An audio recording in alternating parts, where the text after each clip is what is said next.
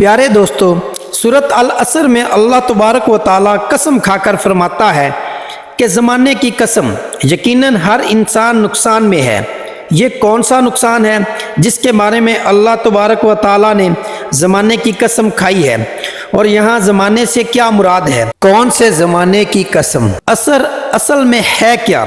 यहाँ नुकसान का मतलब वो नुकसान नहीं जो हम आम तौर पर इस्तेमाल करते हैं, बल्कि ये नुकसान दरअसल इस बड़ी तबाही का नुकसान है जिसके बारे में अल्लाह तबारक व ताला ने कसम खाई कि सिवाय उन लोगों के जो नेक अमाल करते हैं, उनके अलावा हर इंसान के लिए तबाही है। वो तबाही जिसके बारे में इंसान ने खुद को ना इल्म रखा हुआ है।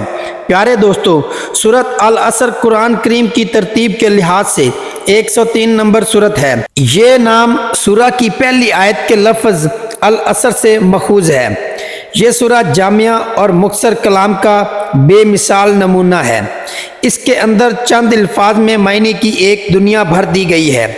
इसमें बिल्कुल दो टोक तरीके से बता दिया गया है कि इंसान की फलाह का रास्ता कौन सा है और इसकी तबाही और बर्बादी का रास्ता कौन सा है। इमाम शाफी रहमतुल्लाह अलैह ने बहुत सही कहा है कि अगर लोग इस सूरत पर गौर करें तो यही इनकी हदायत के लिए काफ़ी है। इस सूरत में अल्लाह तबारक व ताला असर की कसम खाकर फरमा रहा है, और जान लीजिए कि असर के मायने ज़माने के हैं, यानी लफ्ज़ असर में ज़माने या वक़्त के गुज़रने और इसकी तेज़ रवी की तरफ इशारा है। बाज़ मुफस्सिरीन ने वल असर से मुराद नमाज असर का वक़्त यानी ज़माना भी लिया है कि यहाँ पर अल्लाह तबारक व ताला ने असर की नमाज के वक़्त की कसम फरमाई है, इसलिए कि ये नमाज दरमियानी नमाज है। हदीस शरीफ में आया है कि नमाज असर की फ़िक्र करो क्योंकि ये बड़ी ख़तरे वाली नमाज है। ख़तरे वाली नमाज से मुराद यही है कि ये दिन की दरमियानी नमाज है, इसलिए इसके छूटने या कज़ा होने का ख़तरा ज़्यादा होता है। आम तौर पर लोग असर के वक़्त अपनी मसरूफियात, तजारत, नौकरी या दीगर कामों में गुम होते हैं, इसलिए यहाँ बाज़ मुफस्सिरीन ने ये मायने लिया है कि वल असर फरमा कर अल्लाह तबारक व ताला असर की नमाज के वक़्त की कसम फरमा रहा है ताकि इस नमाज की अहमियत को वाज़िया कर दिया जाए। लेकिन इसके अलावा वो यहाँ एक ऐसी बात भी पोशीदा है जो अपने अंदर एक पूरी कायनात रखती है। प्यारे दोस्तों, लफ्ज़ असर असल में निचोड़ने को कहते हैं, जिससे असर यानी ज़माने की कसम खाई गई है। ये कसम इस अहमियत की बिना पर है जो दिन के इस मौके को हासिल है, क्योंकि ये वक़्त इंसान की हयात और निज़ाम ज़िंदगी के ख़ात्मे का वक़्त होता है, और ये वक़्त इंतहाई मुख्तसर होता है जो जल्दी गुज़र जाता है। दिन के काम अपने अंजाम को पहुँचते हैं। परिंदे और चरिंद अपने अपने आशियानों और टकानों की जानब लौटते हैं। सूरज मगरब में अपना सर छुपा लेता है और फ़िज़ा बतदरीज तरीक़ होती चली जाती है। ये इख्तिताम और तग़य्युर इंसान को खुदा की शानदार कुदरत की तरफ जो इस निज़ाम पर हकम है मतवज्जो करता है, और हकीकत में ये तौहीद की निशानियों में से एक निशानी और परवरदिगार की आयतों में से एक आयत है जो कसम के लायक है।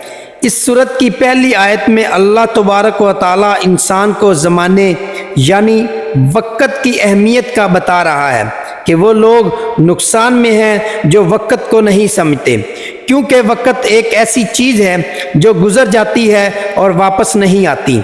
इस थोड़े से वक़्त में हमारे पास बहुत से मौक़े होते हैं जो हमें अल्लाह तबारक व ताला के करीब ला सकते हैं। तो ये कसम उन लोगों के लिए है जो वक़्त के इस मौके को ज़ाया कर देते हैं। प्यारे दोस्तों, असर के ज़माने की कसम भी इसलिए है क्योंकि असर की नमाज भी दिन की आखिरी नमाज होती है, जिसके बाद अंधेरा छा जाता है और पूरे दिन में इंसान ने जो कुछ किया होता है वो वापस नहीं आ सकता। इसकी मिसाल ऐसी है जैसे कोई बर्फ़ के टुकड़े फ़रोख्त करता हो जो दिन की रोशनी में तेज़ी से पिघलती है। इसलिए उस शख्स की कोशिश होती है कि जल्द से जल्द उस बर्फ़ को फ़रोख्त करके ज़्यादा से ज़्यादा मुनाफा कमाए, क्योंकि अगर वो बर्फ़ फ़रोख्त किए बगैर पिघल गई تو اس کے پورے دن کی محنت ضائع ہو جائے گی، یعنی عمر کی جو مدت انسان کو دی گئی ہے وہ برف کی پگھلنے کی طرح تیزی سے گزر رہی ہے۔ اس کو اگر ضائع کیا جائے یا غلط کاموں میں صرف کیا جائے تو یہی انسان کا خسارہ ہے۔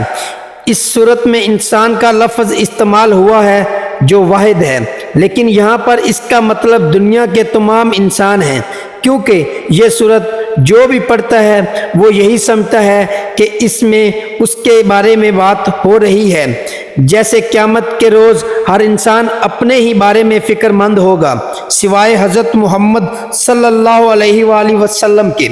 پیارے دوستو، انسان خسارے سے الگ نہیں ہو سکتا، کیونکہ خسارے کے معنی ہے اصل مال کا ضائع ہو جانا، اور انسان کا اصل مال اس کی عمر ہے، اور وہ بہت کم اپنی عمر کے ضائع ہونے سے بچ سکتا ہے، کیونکہ انسان کے اوپر جو وقت بھی گزر رہا ہے اس سے وہ اگر گناہوں میں مصروف رہے تو اس کے نقصان میں کوئی شک نہیں۔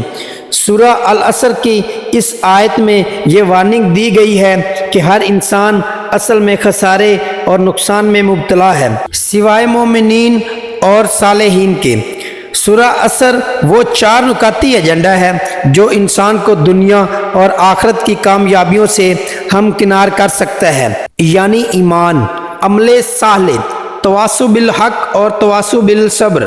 سورہ عصر کی اگر گہرائی کا جائزہ لیں تو جو بات سمجھ میں آتی ہے تو وہ یہ ہے کہ یہی چاروں امور نیکی پر گامزن لوگوں اور برائی پر گامزن لوگوں دونوں کو کسی نہ کسی حال میں برداشت کرنا پڑتا ہے۔